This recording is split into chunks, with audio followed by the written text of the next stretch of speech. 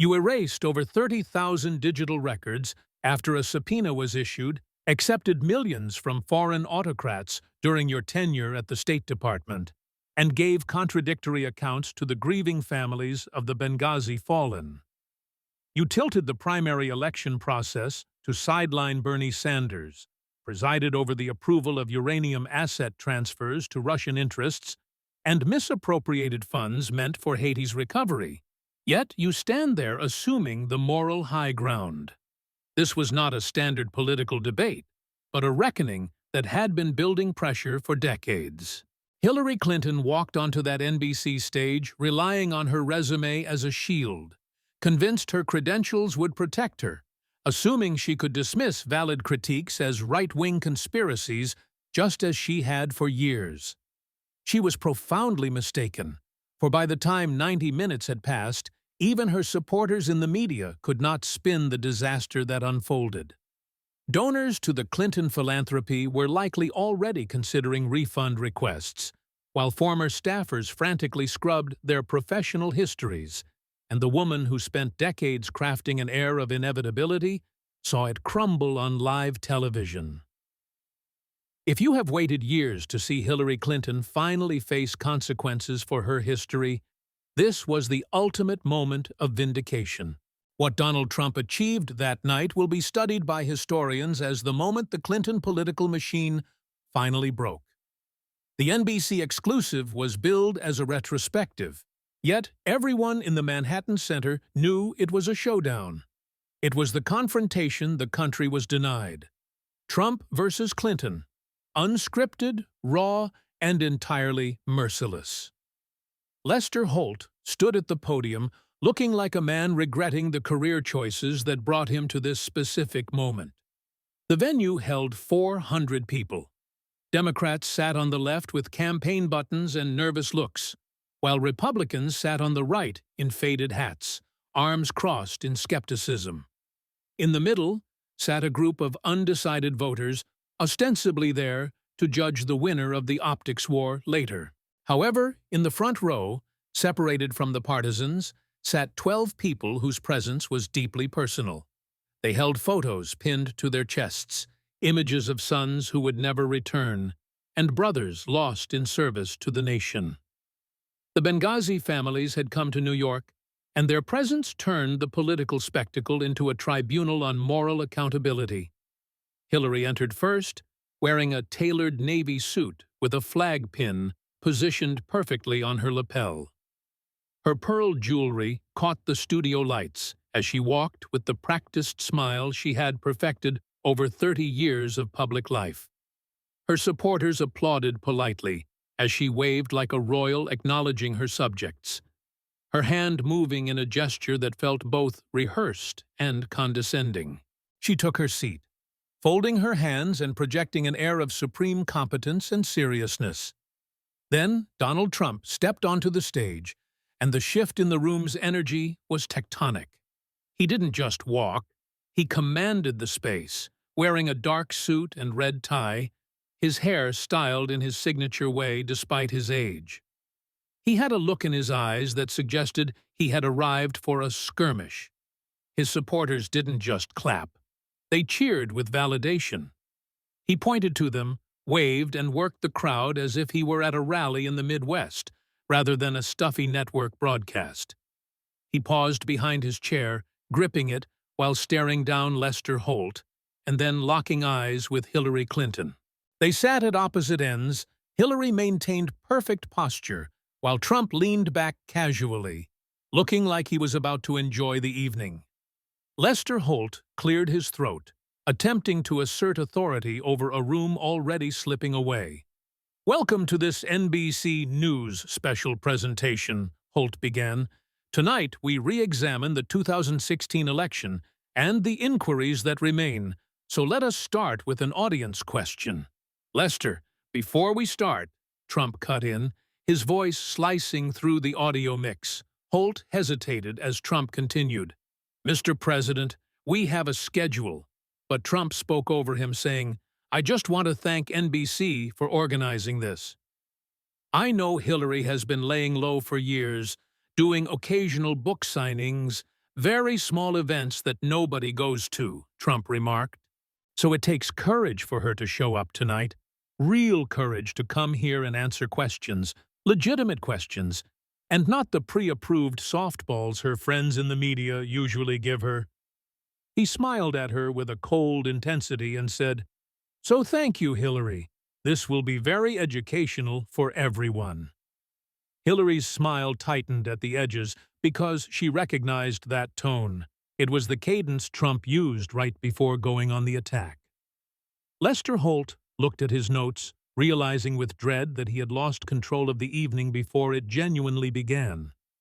He had no idea how much more volatile the situation was about to become. The silence in the hall after Trump's opening remarks was heavy, and the Benghazi families in the front row sat stone-faced, staring at the former Secretary of State. The stage was set, the pleasantries were over, and the deconstruction of a legacy was about to commence. The tension was thick enough to touch as Lester Holt, sweating under the lights, pointed to a woman in the third row. She stood up, adjusting her glasses, and looked straight at Hillary Clinton, asking, "Secretary Clinton, why did you use a private email system for official State Department business? We have heard about convenience, but it seems like a security vulnerability. So can you explain the real motivation?"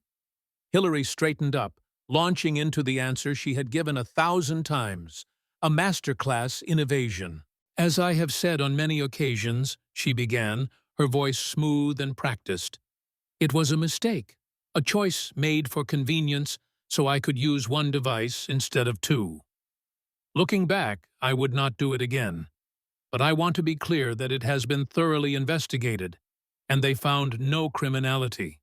It is a resolved matter." "Thoroughly investigated," Trump leaned forward, his voice booming. "Thoroughly concealed, you mean?" He pulled out his phone before Lester could object and said, "You know I use email, terrible technology email, very risky, because you send it, and it exists forever. It is in the cloud. It is on a server. You cannot take it back. It is very permanent, which is why you have to be careful what you write." He looked at Hillary with mock surprise and whispered loudly, "Unless you are Hillary Clinton, then you just tell your lawyers to delete 30,000 of them, or you have your team smash devices with heavy tools and wipe the server clean." Trump mimicked Hillary's famous response from 2015, shrugging and widening his eyes while asking, "What, like with a cloth or something?" The audience burst into laughter, and even some Democrats were smiling, their faces behind their hands.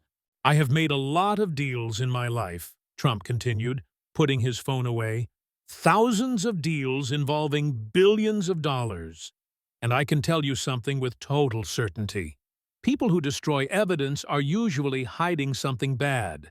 That is not politics. That is just common sense."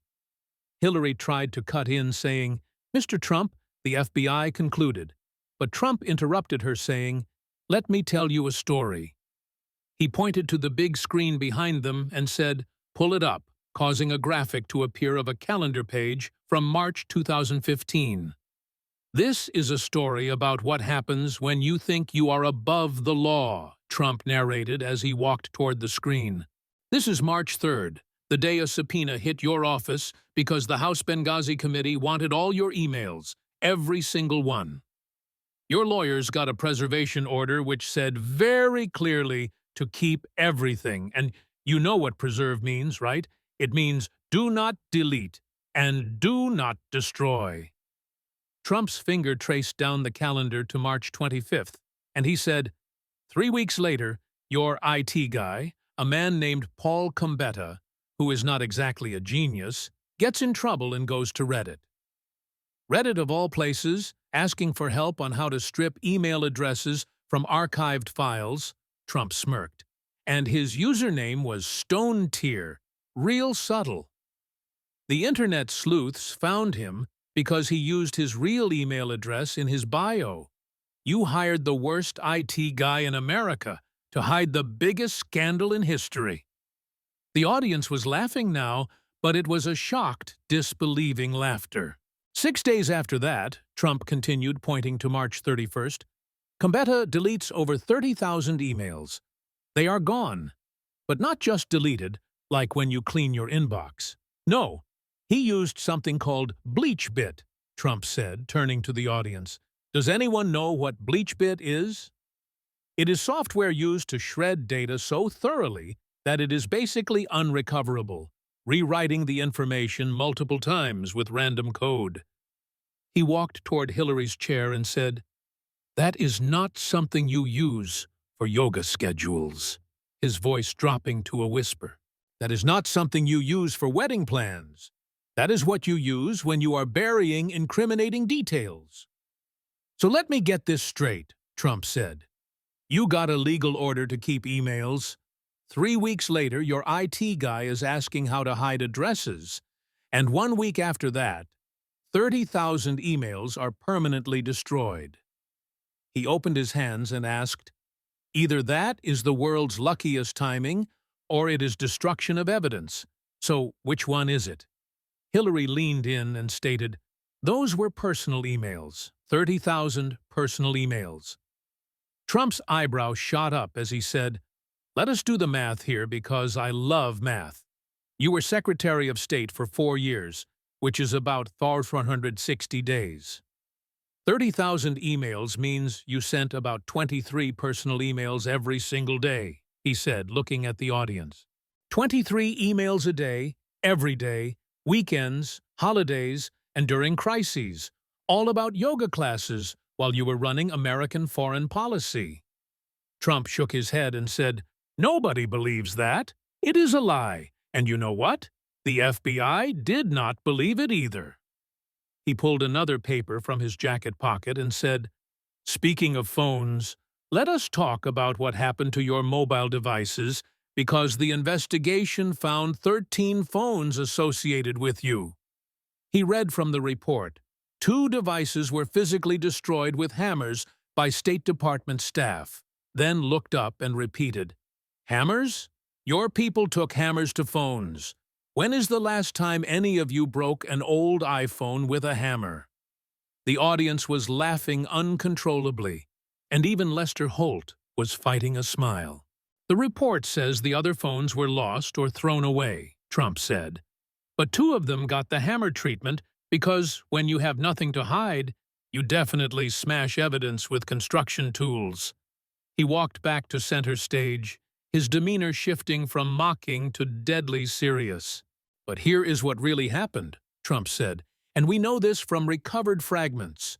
Those emails were not about yoga, they were about pay-to-play. Foreign governments donating to your charity and then getting favors from your State Department, and sensitive operations that you discussed on an open server because you were too arrogant to follow the rules everyone else follows. You destroyed the evidence," Trump said, pointing at her, "and tonight we are going to talk about what was in those emails, the classified info, the secrets, the stuff that puts American lives at risk." Donald Trump returned to the center of the stage, his demeanor shifting from mocking to deadly serious. The laughter about the hammers had died down, replaced by a cold, attentive silence. He reached into his binder and pulled out a document stamped with the official seal of the Federal Bureau of Investigation. "We laughed about the hammers," Trump said, his voice deep and gravelly. "It is funny. It is ridiculous. But what was on those phones is not funny. That is a disaster." He held the paper up to the light and said, "The investigation found 110 emails containing classified information on your private server, 110. But it gets worse, because 8 of those chains contained top-secret information." Trump paused, letting the words hang in the air like smoke. 8, he repeated. "Do you know what top-secret means? That is not just confidential. That is not just for your eyes only. Top secret is the highest classification we have. That level includes nuclear codes, the names of intelligence officers working deep cover in hostile countries, and satellite imagery of our enemy's missile sites. He pointed a finger at her and said, "And it was on a server in your basement. A server that was not secured. A server that any hacker with a laptop could probably break into. The Chinese, the Russians, the Iranians, they did not have to spy on us. They just had to log into your unsecured homebrew server." "Mr. Trump," Hillary interrupted, her voice tight. "The FBI found no evidence that the server was successfully breached by foreign actors." "They found no evidence because you scrubbed the server with bleach bit," Trump shouted back. "You cannot find fingerprints on a gun if you melt the gun down." But let us look at how the justice system treats other people, regular people, people who are not named Clinton. Trump signaled to the screen behind him, and photos of 3 people appeared: reality winner, Chelsea Manning, and General David Petraeus. "You know what happened to reality winner?" Trump asked. "She leaked one classified document, just one, and she is in prison sitting in a cell right now. Chelsea Manning leaked classified data and went to jail, years of her life gone. David Petraeus," Trump continued, pointing to the general's picture, "a 4-star general, a war hero, the man who led our troops in Iraq and Afghanistan. He shared classified info with his biographer. He did not put it on the internet. He did not leave it on a server for foreign enemies to find. He showed it to one person writing a book about him." "And what happened?" Trump asked. "He was prosecuted, fined $100,000, forced to resign in disgrace, and his career was effectively over." Trump walked toward Hillary's chair, towering over the podium. "But you trafficked 110 classified emails through a private server, destroyed evidence after a subpoena, and lied to investigators. Or, as James Comey gently put it, you were not truthful, yet nothing happened to you," Trump said quietly. "You got to run for president." He pulled another paper from his pocket, a released draft, and said, "This is interesting. This is James Comey's original draft statement on your case, leaked years later, so we finally saw it." "Comey originally wrote that you were grossly negligent," Trump said, looking at the audience. "Now, listen closely. Grossly negligent is a legal term. It is the standard for prosecution under the Espionage Act. If he had kept those 2 words, you would have been indicted and probably faced prison time," he said, pointing to the screen where the text changed. "But then he changed it. He edited the document, changing grossly negligent to extremely careless." Trump laughed, a sharp, harsh sound. "In English class, those mean the same thing, but in a courtroom, they are totally different. Extremely careless means you get a lecture. Grossly negligent means you get handcuffs." "Why did he change it?" Trump asked. "Why did the FBI basically rewrite the application of the law to save you?" "I will tell you why," Trump said. "Because of the tarmac." A photo appeared of a private plane on a runway in Phoenix, Arizona. "Loretta Lynch," Trump narrated. "Bill Clinton, June 2016. The investigation is heating up, an indictment is possible, and suddenly, your husband, the former president, just happens to bump into the Attorney General on a tarmac in Phoenix. They met for 30 minutes, Trump said, in private, no aides, no recording devices, just Bill and the woman who decides if you go to jail." Trump looked at Hillary and asked, "And what did they say they talked about?" "Grandkids and golf," the audience murmured. 30 minutes talking about grandkids, Trump scoffed. "I have grandkids, beautiful grandkids, smartest kids in the world. And I have never talked about them for 30 straight minutes in my life. You run out of things to say after 5. That was not a social call," Trump said, his voice dropping to a whisper. "That was a meeting to secure a deal. That was the fix. Do not indict my wife, and things will work out nicely for everyone." Days later, Comey changes the language. Trump snapped his fingers. Days later, the investigation is closed. No charges. Nothing. Trump walked back to his chair, shaking his head, and said, "Here is what everyone needs to understand. This was not a mistake. Mistakes are when you hit reply, all by accident." "This was a pattern," he said, counting on his fingers. 1. You set up a private server specifically to avoid the Freedom of Information Act and congressional oversight. 2. You conducted official business on it, which created massive security risks. 3. When caught, you deleted 30,000 emails after a subpoena. 4. You had devices destroyed with hammers. 5. You allowed lawyers without security clearance to sort through classified material. 6. You misled Congress and the American people about the nature of the server. His voice rose to a crescendo as he asked, "At what point does this stop being carelessness and start being a gross violation of public trust?" Hillary leaned into her microphone, her face flushed, and said, "I was exonerated by the FBI, I was exonerated by the Department of Justice, and the investigation concluded that no reasonable prosecutor would bring such a case." "You were protected," Trump fired back instantly. "You were protected by the political establishment that was invested in keeping you viable to run for president. They rigged the investigation just like the primary was rigged," Trump stated.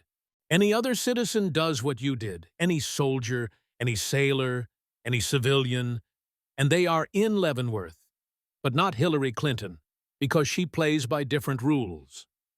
Trump stood up, buttoning his jacket, and said, "But the American people are not stupid, Hillary. They know the truth of what happened. They know there is a double standard, and that is why I won and you lost." The right side of the audience erupted in applause, while some Democrats sat silent, staring at their shoes, unable to defend the hypocrisy that had just been laid bare. "And that is just the emails," Trump said, sitting back in his chair with a satisfied smile. "Wait until they hear what you did with the Clinton Foundation. Pay to play on a global scale, selling American foreign policy for donations, using disaster victims as props." He looked at the camera and said, "Share this if you think accountability is long overdue." Lester Holt, wiping sweat from his brow with a handkerchief, tried desperately to regain control of the timeline. "Mr. President, Secretary Clinton, let us pivot to discuss your philanthropic work with the Clinton Foundation, as there have been questions about conflicts of interest." Trump practically jumped out of his chair asking, "Is that what we are calling it now, Lester?" "Please do not insult the intelligence of the American people," Trump said, standing up and pacing the stage like a prosecutor closing a case. "I run businesses," Trump said, "real businesses like Trump Tower and golf courses. When people pay me money, they get something tangible like a hotel room or a steak dinner." He pointed a finger at Hillary and said, "With the Clinton Foundation, people paid millions of dollars, hundreds of millions, and what did they get? Did they get a hotel room? No. Did they get a steak? No. They got access." Trump answered his own question. "They got access to the Secretary of State. That is what they bought. And it is brilliant, really. I have to give it to you, Hillary. Most politicians try to hide their bribes. You just called yours a charity and took the check in public." The audience laughed nervously, while Hillary looked like she wanted to be anywhere else on earth. "It is a different model," Trump continued. "Run an influence peddling operation and get a tax write-off for it. Even I did not think of that."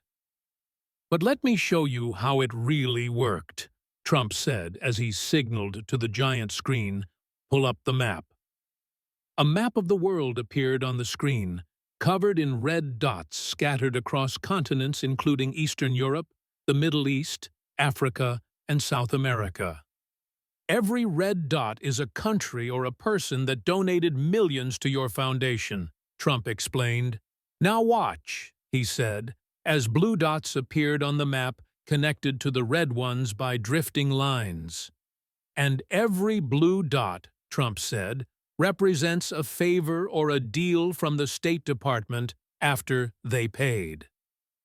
Look at the money flow, he said, as the animation zoomed in on Russia. Uranium One, Trump announced. This is a big one. Russia wants to buy a company called Uranium One, which controls 20% of America's uranium capacity. That is a strategic asset, the stuff used for nuclear power and defense, so it is dangerous. They need permission, Trump continued. They need sign-off from multiple government agencies, including the State Department. He pointed at the money flow on the screen and said, and coincidentally, purely coincidentally, people associated with the deal donate about $145 million to the Clinton Foundation.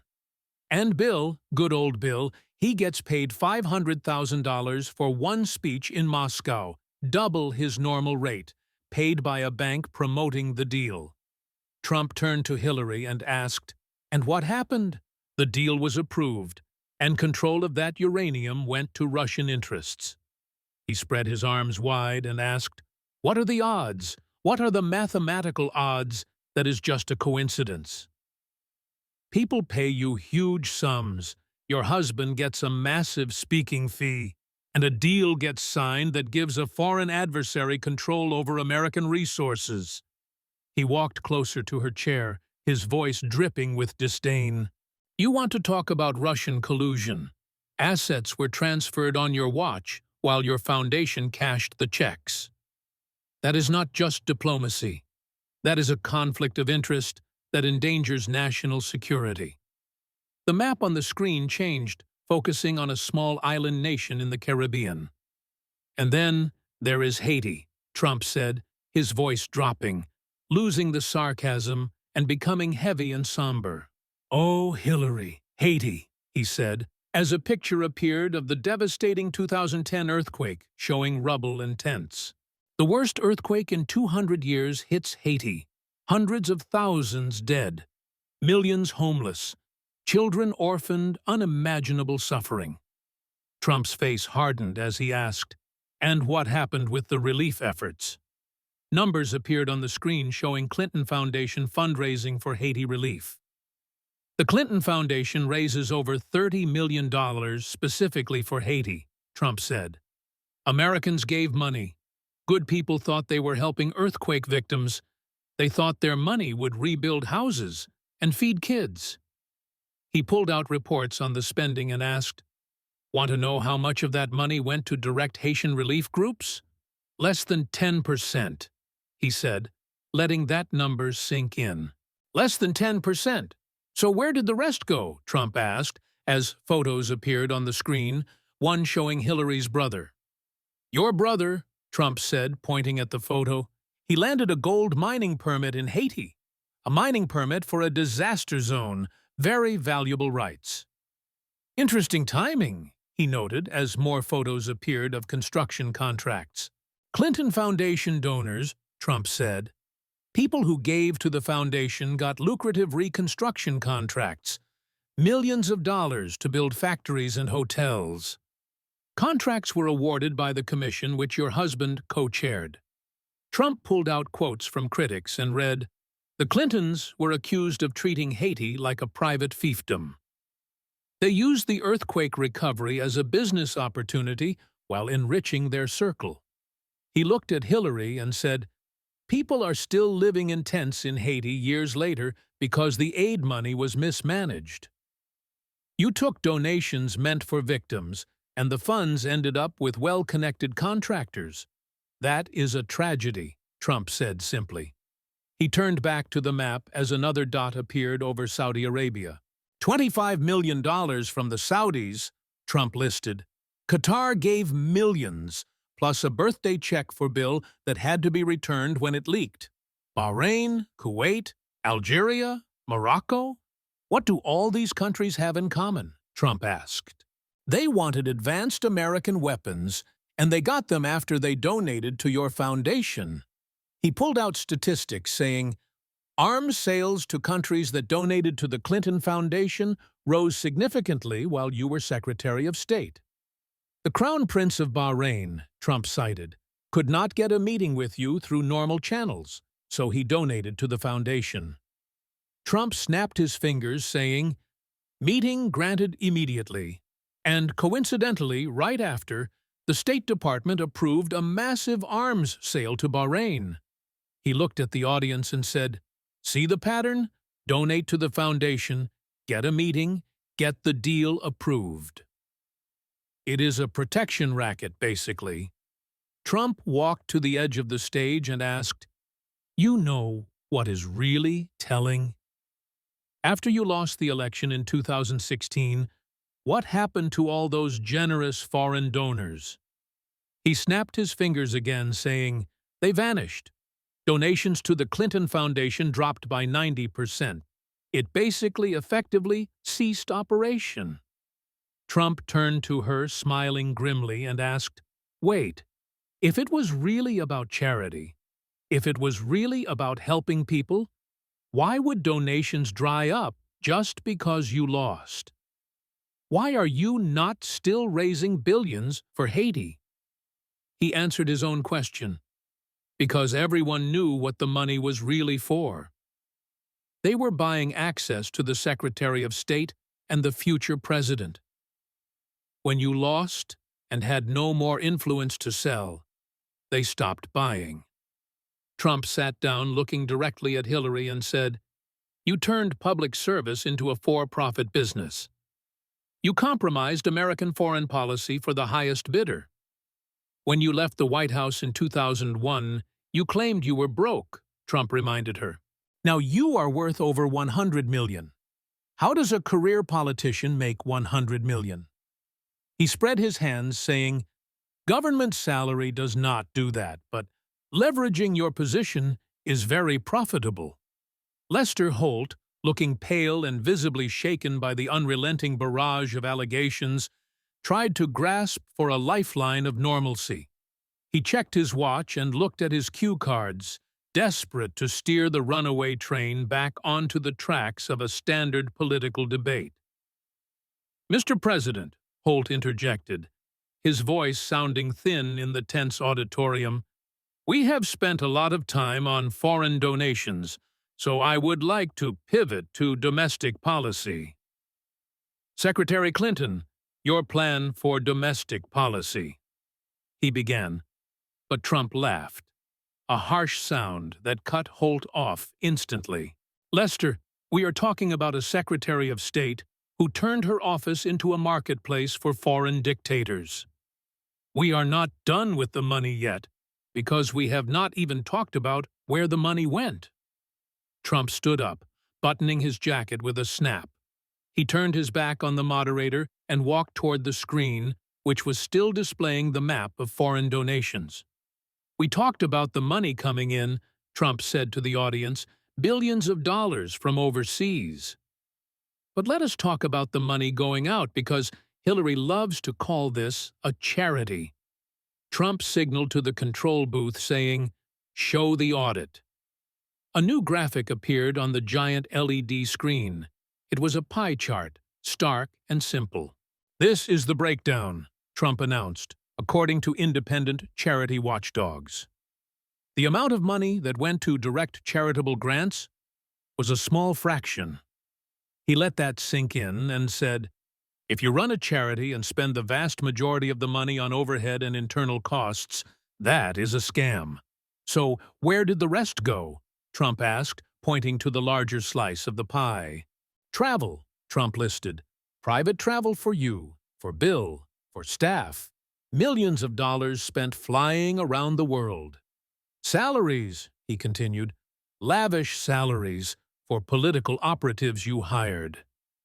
Your campaign staff, your friends, people who do political work were paid with charitable donations. It was not just a foundation. It operated like a holding tank for your campaign staff between elections. Trump pulled a specific invoice from his pocket and said, and then there are the expenses. Here is a famous one, $50,000, he said, looking at Hillary.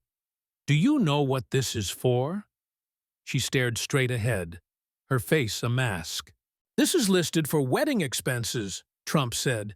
$50,000 listed as a charitable expense. Since when is a family wedding a humanitarian mission? The audience gasped. The pettiness of using donor money for personal events struck a nerve. You used foundation money to pay for a party, Trump said, his voice dropping to a disgusted whisper. You treated the foundation like a personal piggy bank. Mr. Trump, the foundation has been audited, Hillary tried to intervene. And then there is the smoking gun, Trump bulldozed over her, walking to the edge of the stage. You want to know how we know the true nature of the organization? He held up one finger and said, November 9th, 2016. The day after you lost the election, Trump said. The day you had no more power. The day you had no more access to sell. What happened to the donations? Trump asked, snapping his fingers. They vanished. Donations dropped massively almost overnight. Trump turned to her, smiling grimly. Now, Hillary, I am a simple man. But if these foreign countries were donating because they really cared about charitable causes, why would they stop just because you lost? If Saudi Arabia really cared about Haiti, why did they close the checkbook the moment you could not facilitate weapons deals anymore? He answered his own question. Because they were not buying charity, they were buying you. And when you became politically irrelevant to them, the money stopped. You shut it down, Trump said. The big conferences, the initiative, it all scaled back because the game was over. Trump walked back to his chair and sat down, smoothing his tie. You claimed you were dead broke when you left the White House, Trump reminded her. Now you are incredibly wealthy. You did not invent a product. You did not build a building. You did not write software. You sold out your influence, Ibiku, Trump said, and you got rich doing it. The audience was buzzing. The image of the wedding expenses and the drop in donations had painted a picture of greed that was impossible to ignore. Hillary sat frozen, her hands gripping the arms of her chair, unable to refute the timeline of the foundation's decline. But the money is just money, Trump said suddenly, his tone shifting. The aggressive, mocking energy evaporated, replaced by something colder and more dangerous. Money we can replace, Trump said quietly, but lives we cannot replace. He stood up slowly, saying, We are not done, Hillary. We have not even talked about Benghazi yet. We have not talked about the 4 Americans who died, and we have not talked about the misleading statements you made to their mothers. He turned to the audience, saying, If you thought the emails were bad, wait until you hear from the families she failed. The mood in the Manhattan Center Theater shifted instantly. The buzzing energy of the corruption accusations vanished, replaced by a heavy, somber silence.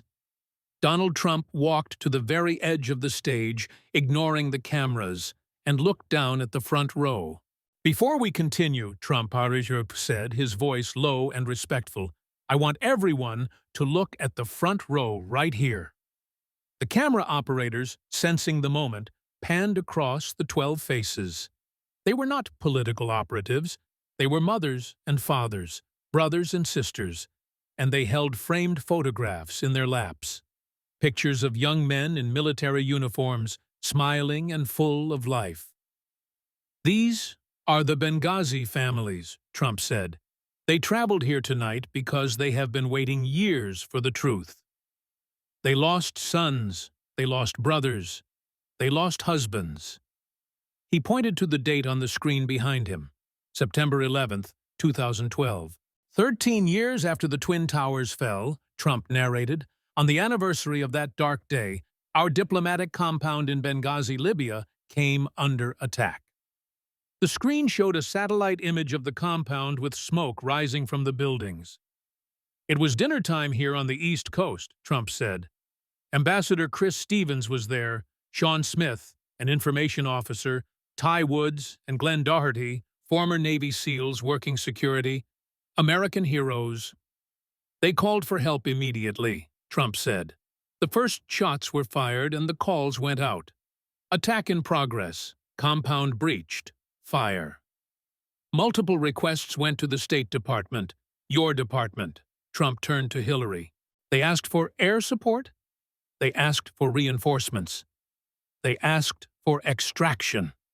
He paused, letting the silence scream, and added, "And help never arrived in time." Trump brought up a new document, testimony from security contractors who were on the ground in Libya that night. "We had guys ready," Trump said, reading from the transcript. "Security teams were positioned nearby. They were ready to go save American lives, but there were delays." "They were told to stand down," Trump said, holding up 3 fingers. 3 times they got ready, and 3 times they were told to hold position. "Who gave those orders, Hillary? Was it you? Was it your staff? Or was the situation just mismanaged while you went to bed?" She did not answer. She stared straight ahead, her face pale. "They waited 13 hours, Trump said. "Do you know how long 13 hours is when you are under fire? When you are watching your friends die?" Ty Woods and Glenn Doherty fought for hours on that roof. They repelled dozens of terrorists, holding the line waiting for the air support that never came. "And while they were fighting," Trump said, "what were you doing?" He signaled the screen saying, "Let us look at the timeline because we know exactly what you were doing, and it was not saving Americans." 10-something p.m. Washington time, email from Hillary Clinton to Chelsea Clinton, alias Diane Reynolds. Trump read the email aloud. "2 of our officers were killed in Benghazi by an al-Qaeda-like group." He looked at the audience. "So that night, while the attack was still happening, you told your daughter the truth. You told her it was terrorism. You told her it was al-Qaeda." 10:08 p.m. Washington time, official State Department statement. Trump read the second document. "Some have sought to justify this vicious behavior as a response to inflammatory material posted on the internet." Trump threw his hands up, saying, "A video! A YouTube video! You told your daughter it was al-Qaeda," Trump roared. "You told the Egyptian Prime Minister the next morning that it was a planned terrorist attack. You told your staff it was terrorism, but you told the American people it was a video about Islam that nobody in Libya had even seen." He walked toward the front row, his voice shaking with anger. "You sent Susan Rice on 5 Sunday talk shows to mislead the world. You blamed a filmmaker. You even had the filmmaker arrested to support your narrative." "Please," Trump asked, "why lie about how 4 Americans died?" "Because it was election season," Trump answered bitterly. Obama was running for re-election, and his slogan was, "Al-Qaeda is on the run." You could not admit that al-Qaeda had just sacked a U.S. compound and killed an ambassador because it would have ruined the narrative. It would have hurt the poll numbers, so you sacrificed the truth, Trump said. You sacrificed the honor of these men to protect a campaign slogan. He stopped in front of an elderly woman in the front row who was shaking, clutching a photo of a young man with a bright smile. "Mrs. Smith," Trump said gently, "would you stand up, please?" Patricia Smith stood up. She looked frail, but her eyes were burning with a fire that had not gone out in years. "This is Patricia Smith," Trump told the audience. "Her son was Sean Smith. He died waiting for help." Trump looked at her and said, "Tell them, Patricia. Tell them what the Secretary of State told you at your son's funeral, when his casket was right there." Patricia Smith's voice cracked, but it carried to the back of the room. "She looked me in the eye," Patricia said, pointing a trembling finger at Hillary. My son was in a box next to us, and she grabbed my hand and she said, "We are going to arrest and prosecute the filmmaker who made that video." She said, "This was because of the video." Patricia's voice rose to a scream. "She lied to my face. She knew it was terrorism. She told her daughter it was terrorism. But she told me it was a video." The room was deathly silent. No one moved. No one breathed. Trump placed a hand on Patricia's shoulder, then turned slowly to face Hillary Clinton. "Did you lie to her?" Trump asked, his voice quiet and terrifying. "Did you look this mother in the eye knowing her son had been killed by Al-Qaeda and tell her it was a video, yes or no?" Hillary stammered, her composure finally cracking. "There was a lot of conflicting intelligence at the time. I may have mentioned the video in the broader context of the region." "Yes or no?" Trump's voice boomed like a cannon. "Did you mislead these families?" She could not answer. She looked down at her hands. Trump turned back to the audience and said, "She lied. She lied to the mothers. She lied to the fathers. She lied to the widows while the caskets were coming off the plane at Andrews Air Force Base. While the bodies were still warm, she was spinning a political narrative." "That is not a mistake," Trump said. "That is a character defect. That is a soul that has been hollowed out by ambition." He walked back to his chair but did not sit.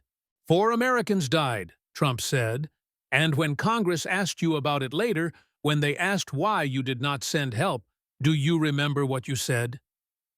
Trump pulled up the clip, and Hillary's face appeared on the screen, angry, exasperated, shouting at a senator. "What difference at this point does it make?" Trump froze the video.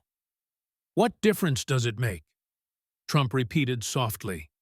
He pointed to the front row. "It makes a difference to them, Hillary. It makes a difference to the mothers who will never see their sons again. It makes a difference to the children growing up without fathers. You do not deserve to be in public life," Trump said, delivering the verdict. "You do not deserve to be respected. You deserve to be held accountable for 13 hours of inaction and years of deception." The silence in the auditorium following Trump's condemnation of Hillary's comment was absolute. The clip of her screaming at Congress had frozen on the massive screen, capturing her face in a contorted mask of arrogance and exasperation. It was the defining image of her tenure as Secretary of State, a moment where she dismissed the deaths of 4 Americans as a bureaucratic annoyance. Donald Trump did not let the moment pass. He walked over to the screen and pointed at her frozen face. "Look at that," Trump said softly. "Just look at the disdain. What difference does it make?" He turned back to the families in the front row and said, "It makes a difference to Ty Wood's son, who grew up without a father. It makes a difference to Sean Smith's mother, who spends every Christmas staring at an empty chair. It makes a difference to the American people who expect their leaders to tell the truth when our soldiers and diplomats come home in flag-draped coffins." Trump walked back to the center stage, his expression hardening. "But we have not answered the most important question, Hillary. We know that you lied. We know you blamed the video, but we have not talked about why." "Why would you lie?" Trump asked. "Why would you go to such lengths, arresting a filmmaker, misleading the UN, misleading the families to hide the fact that it was a terrorist attack?" Hillary shifted in her seat and said, "As I said, it was a volatile situation with conflicting intelligence." "No," Trump cut her off. "That is the spin. Let us talk about the reality. Let us talk about what was really happening in Benghazi, because it was not just a consulate, was it?" Trump pulled a sheaf of documents from his jacket marked with confidential stamps that had been crossed out. "Benghazi was a hub," Trump said, his voice dropping to a conspiratorial whisper that forced the audience to lean in. It was a logistics hub. There were weapons moving through there. You were overseeing policies regarding the movement of assets from Libya to other conflict zones like Syria, the audience murmured. This was the accusation that had circulated for years, but hearing it discussed on national television gave it weight. Ambassador Stevens knew about the operations, Trump continued. That is why he was in Benghazi on September 11th. That is why the security profile was unusual. You wanted a low profile. You did not want a massive military footprint there because the operations were sensitive. And here is the problem, Trump said, pointing at the documents. Some of the groups receiving support in Syria were not freedom fighters. They were extremists.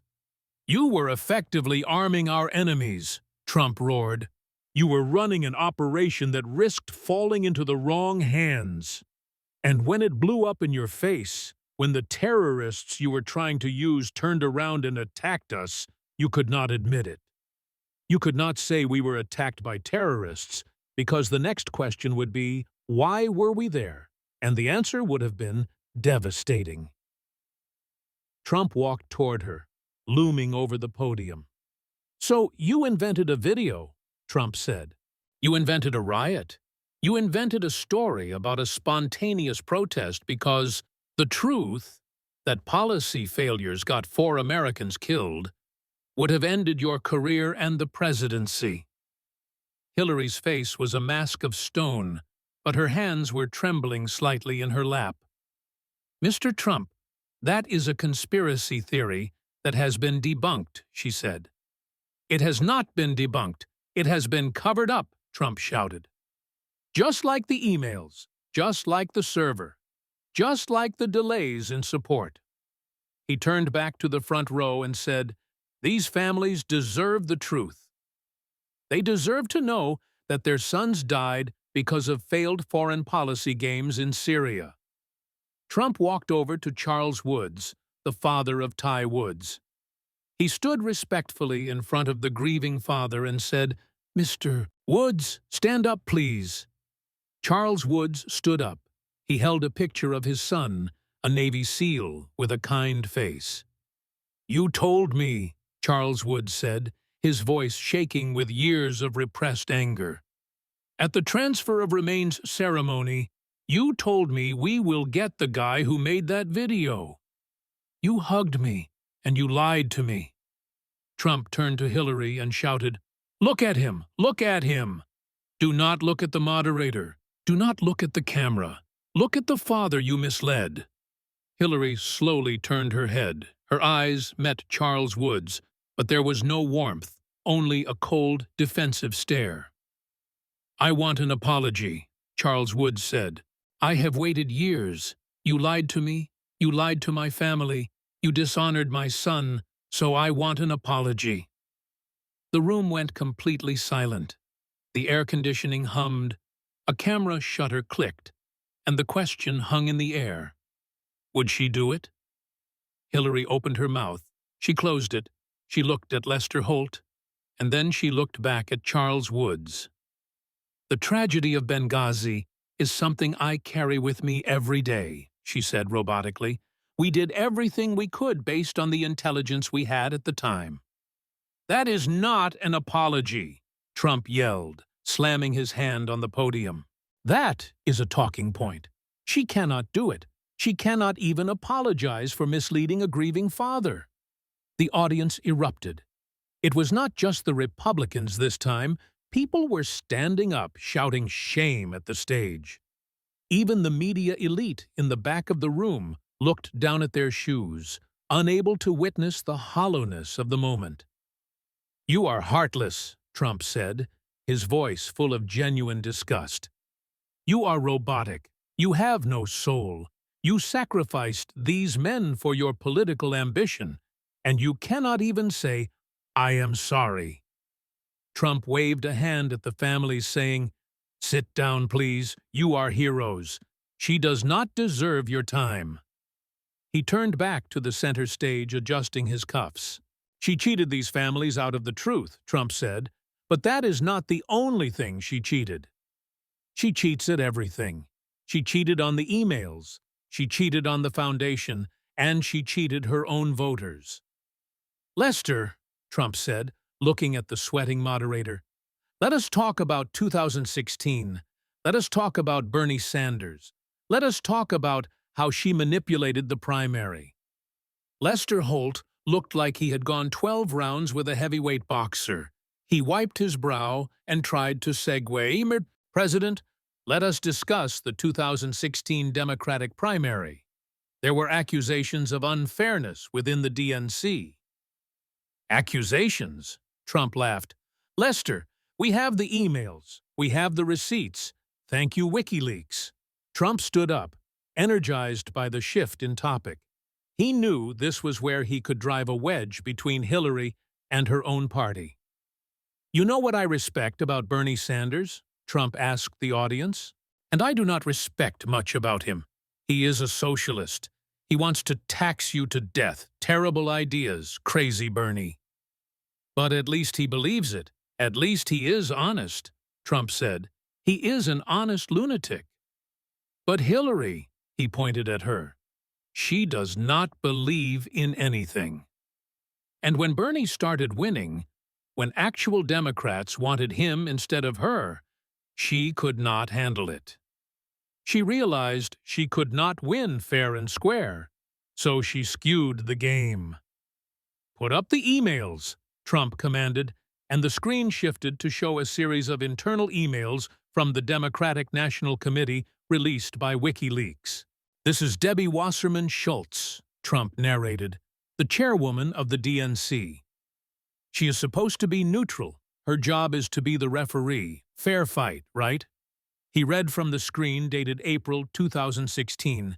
He is not going to be president, Wasserman Schultz wrote about Bernie. Trump laughed and said she decided the winner before the voting was even done. The referee was betting on the game. Another email appeared, dated May 2016. Wondering if there is a good Bernie narrative for a story, which is that Bernie never had his act together, that his campaign was a mess. Look at that, Trump said. The DNC is literally writing hit pieces against their own candidate. They are pitching negative stories to the media to hurt Bernie and help Hillary. And the media, Trump asked, they played right along. Look at this. He pulled up an email chain between DNC officials and a reporter from Politico. Kenneth Vogel at Politico sending his story to the DNC for approval before he publishes it, Trump read. Let the Clinton campaign edit his article. That is not journalism. That is propaganda. Trump walked toward Hillary and said, the primary was not a contest. It was a coronation. It was arranged from day one. Let us talk about the debates, Trump said. In 2008, there were 26 Democratic debates. In 2016, there were 6. 6? Why did they cut the debates? Trump asked. Because you are terrible at them. You are stiff. You are scripted. You are unlikable. The more people saw you, the less they liked you. And the more they saw Bernie, the more they liked him. So what did you do? Trump asked. You hid the debates. Saturday nights, holiday weekends, times when nobody watches TV, you buried the debates to protect your lead. And when you did debate, Trump said, you cheated. He pulled up a photo of Donna Brazile, the CNN contributor and DNC vice chair. Donna Brazile, Trump said. She gets caught. She gets fired. Why? Because she sent you the debate questions in advance. An email appeared on the screen with the subject. From time to time, I get the questions in advance. Here is one that worries me about the death penalty, Brazile wrote to the Clinton campaign. She gave you the questions, Trump shouted. That is cheating. That is like getting the answers to the test before you take it. Imagine if I had the questions in advance. The media would have executed me. But you took the questions, you rehearsed your answers, and you acted surprised when they asked them. And you still barely won, Trump mocked. You had the answers, and you still almost lost to a 74-year-old socialist from Vermont. Trump walked back to the screen and said, "And then there is the beautiful scam of the superdelegates." "This is psychological warfare," Trump explained. "Superdelegates are party insiders, lobbyists, establishment hacks. They get to vote however they want, regardless of how the people vote." Before a single person voted in Iowa, Trump said, pointing to a chart, Hillary Clinton already had hundreds of superdelegates locked in. Bernie had maybe 20. So when voters turned on the TV, Trump said, they saw Clinton with a massive lead. It made the race look over before it started. It told Bernie voters not to bother showing up because she already won. It was designed to suppress the vote. Trump turned to the audience. "Remember the convention? Remember the DNC convention in Philadelphia?" Footage appeared of Bernie delegates booing, crying, and walking out. "They walked out," Trump said.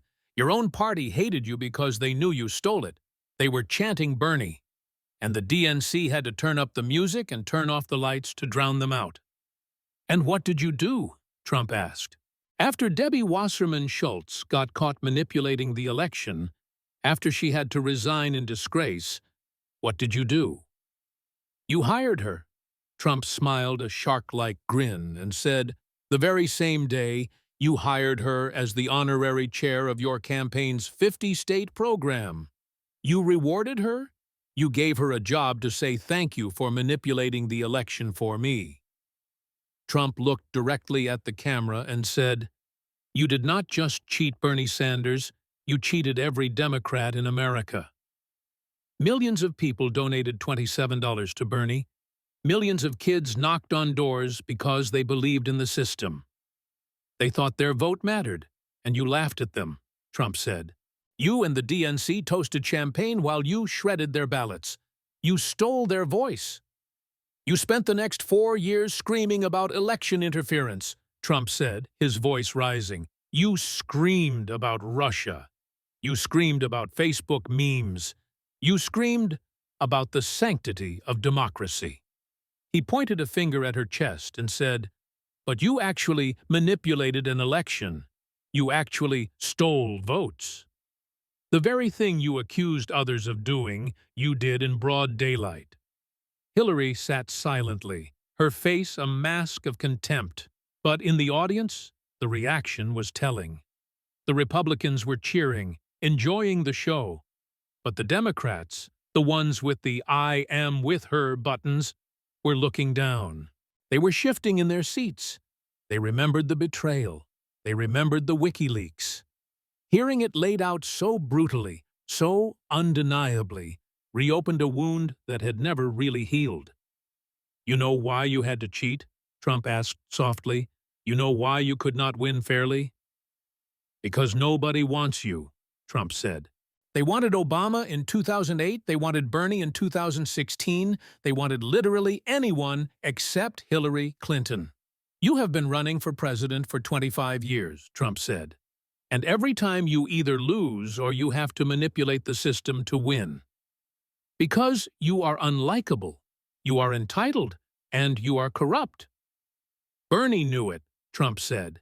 "He endorsed you because he had to, but he knew, and his voters knew, which is why so many of them voted for me." Trump sat down looking satisfied and concluded, "You cannot even win your own party's primary honestly, and you think you are qualified to lecture me about democracy." Lester Holt checked his watch, realizing the event was spiraling toward its conclusion with the momentum of a runaway freight train. He cleared his throat, attempting to pivot to the general election. "Mr. President, let us move to the 2016 campaign rhetoric, as there was a lot of division on both sides." "Division?" Trump interrupted, leaning forward with a shark-like grin. "Lester, let us talk about her favorite word. Let us talk about what she really thinks about half of America." Hillary tensed visibly. She knew exactly what was coming. It was the moment that had arguably cost her the election. The moment the mask slipped. "Deplorables," Trump said, tasting the word like sour milk. "Tell them, Hillary. Tell the people watching tonight what you called my supporters." "That was taken out of context," Hillary started, her voice defensive. "I was referring to a specific subset of—" "No," Trump cut her off. "We are playing the clip full context, so let everyone hear exactly how much you despise them." The screen behind them flickered to life, showing Hillary at a high-dollar fundraiser in New York City in September 2016. She was surrounded by celebrities and wealthy donors, holding a champagne flute, looking relaxed and superior. Her voice, tinny but clear, filled the Manhattan Center. "You could put half of Trump's supporters into what I call the basket of deplorables," she said on the screen. "Right, the racist, sexist, homophobic, xenophobic, Islamophobic, you name it. And unfortunately, there are people like that, and he has lifted them up." Trump signaled to freeze the video on her sneering face. "Half?" Trump repeated. "You said, half of my supporters. That is tens of millions of Americans. You called them deplorable. You called them irredeemable." Trump stood up and walked to the edge of the stage, pointing a finger directly at the audience. "Let me tell you who you insulted," Trump said, his voice rising. "You were not talking about white supremacists.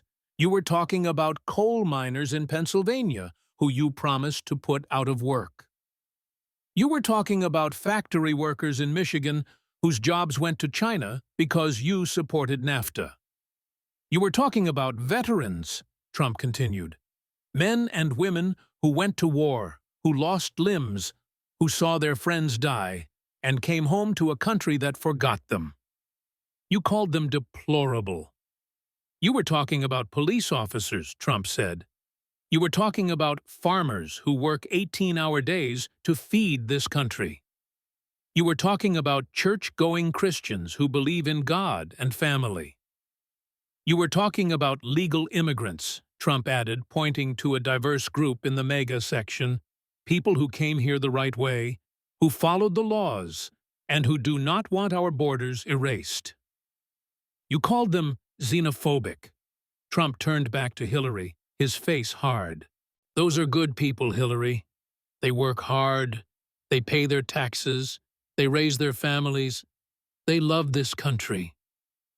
And you looked down your nose at them from a penthouse in New York and called them garbage."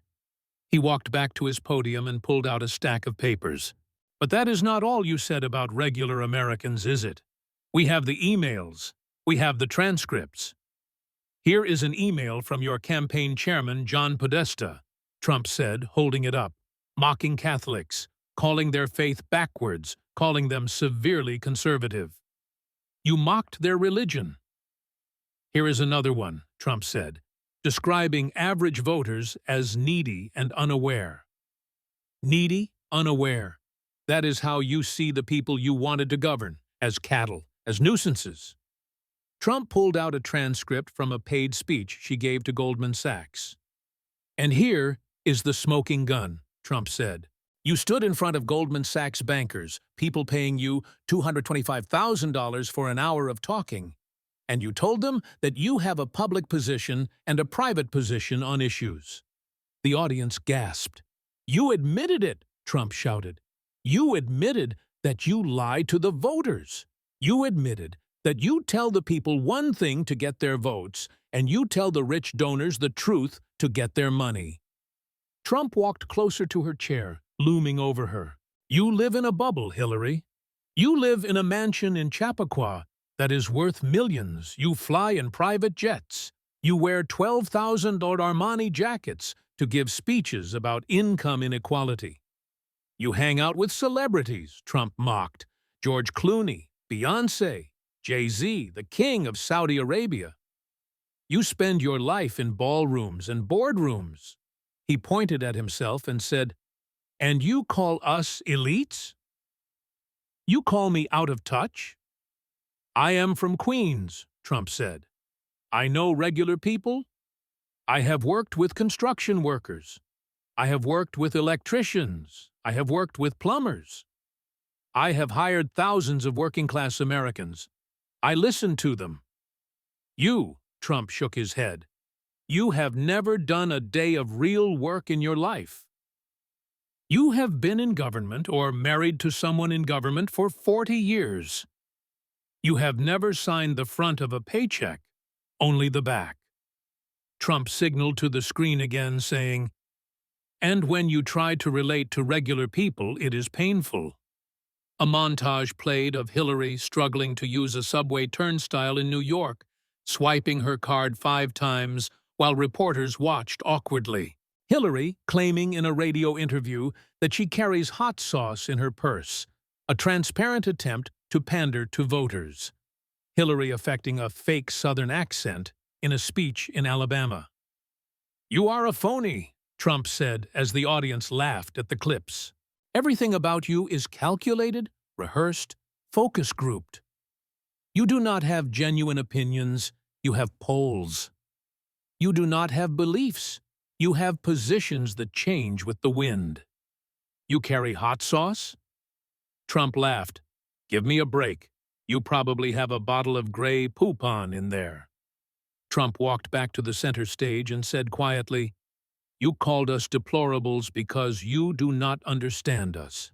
You do not understand people who worry about the price of gas.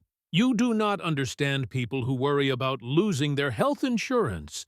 You do not understand people who cannot afford to donate $2,700 to a political campaign. You despise them," Trump said. "You think you are better than them. You think you are entitled to rule over them because you went to Yale and they went to trade school."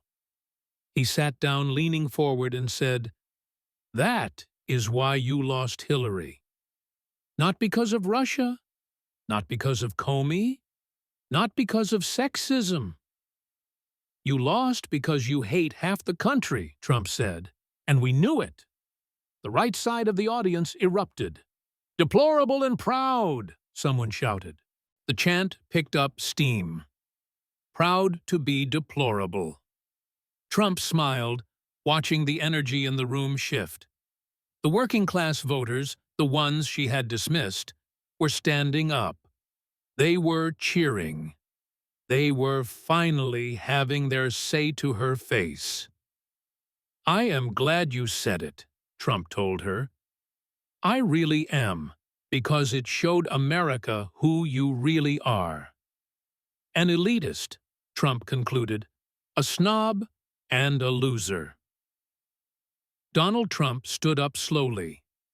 The bombastic showman was gone, and in his place was a man delivering a eulogy for a political dynasty. The room quieted down, sensing that the final blow was about to be struck. "Let us talk about November 8th, 2016, Trump said softly. Hillary Clinton stiffened. Her eyes stared straight ahead, unblinking. This was the wound that would never heal. The night she was supposed to make history, but instead became history. "That was the night," Trump continued, "that you were supposed to become the first female president, the night you had been planning for 30 years. The night of your coronation. Remember how confident you were?" Trump asked. "Remember the fireworks you bought? You bought millions of dollars in fireworks to set off over the Hudson River. You put a glass ceiling in the Javits Center so you could symbolically break it." He shook his head, saying, "You were measuring the drapes in the Oval Office before a single vote was cast." Trump pointed to the screen, saying, "Let us look at the predictions." Headlines flashed rapidly. New York Times: Clinton has 85% chance of winning. Huffington Post: Clinton has 98% chance of winning. CNN: Clinton leads in Pennsylvania, Michigan, Wisconsin. Every expert, Trump said, every pollster, every talking head on TV, they were all certain, absolutely certain. "You had everything," Trump listed, counting off on his fingers. "You had the money. You outspent me 2-1. You had the endorsements. 300 newspapers endorsed you. I got 20. You had the celebrities: Beyoncé, Jay-Z, Lady Gaga. You had Wall Street, you had Silicon Valley, you had the sitting president.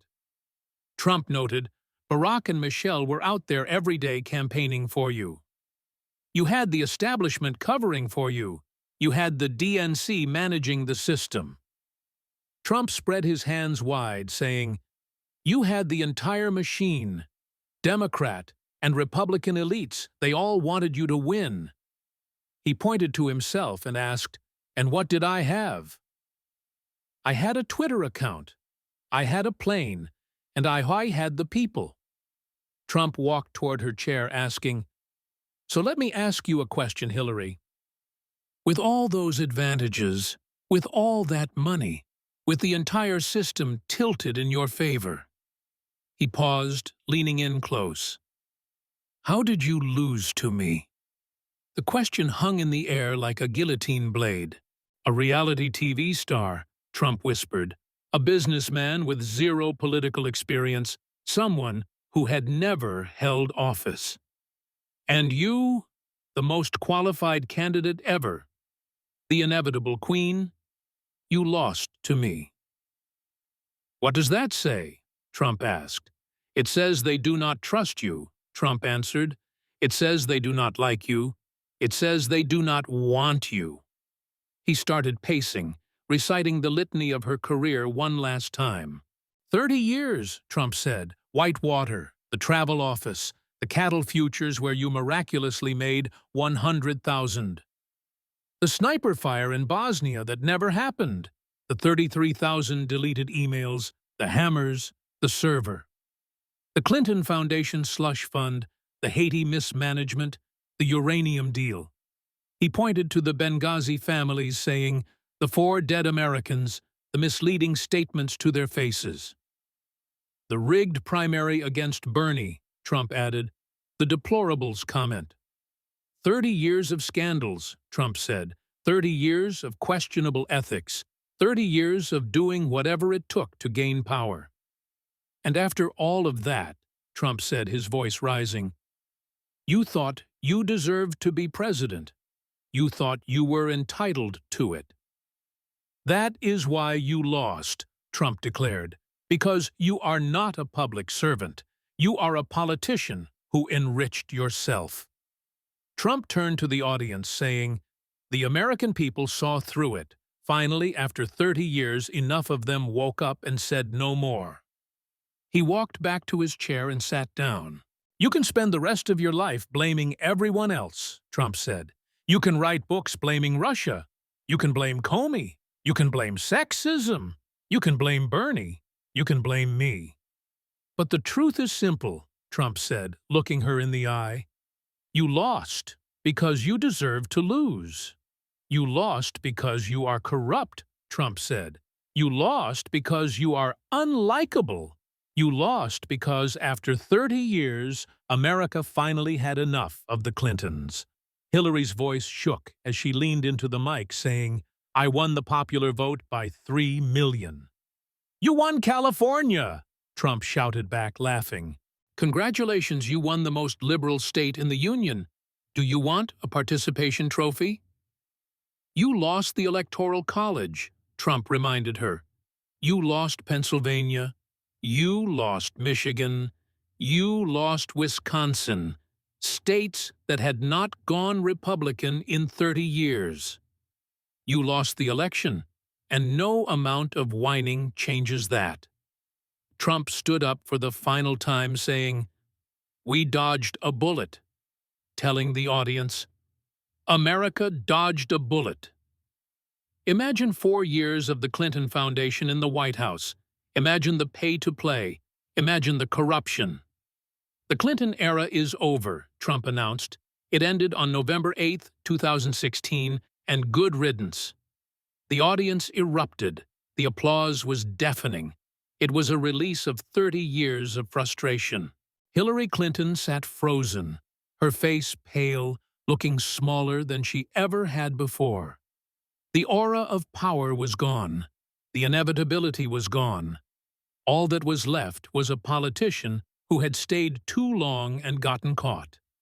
As the credits rolled, Hillary stood up and moved quickly toward the side exit. ignoring the outstretched hands of the few remaining supporters. She looked like a ghost fleeing the light. The aftermath was swift and brutal. Hashtags trended worldwide about her criminality. The next day, the Clinton Foundation announced it was suspending operations to restructure, a polite way of saying the money had dried up. Donors demanded refunds. Speaking engagements were canceled. 1 week later, reports surfaced of new financial reviews regarding the foundation. 1 month later, Hillary Clinton's favorability rating hit historic lows, lower than Nixon during Watergate. She had walked onto that stage hoping for redemption, but she left, in ruin. The town hall had not just been a debate. It had been the final chapter of a book that America was desperate to close. Donald Trump had done exactly what he promised. He had not just defeated her, he had exposed her. As the lights went down in the Manhattan Center, the silence of the Benghazi families was finally replaced by the roar of justice served. The Clinton machine was broken, and this time there was no IT specialist to wipe the server clean.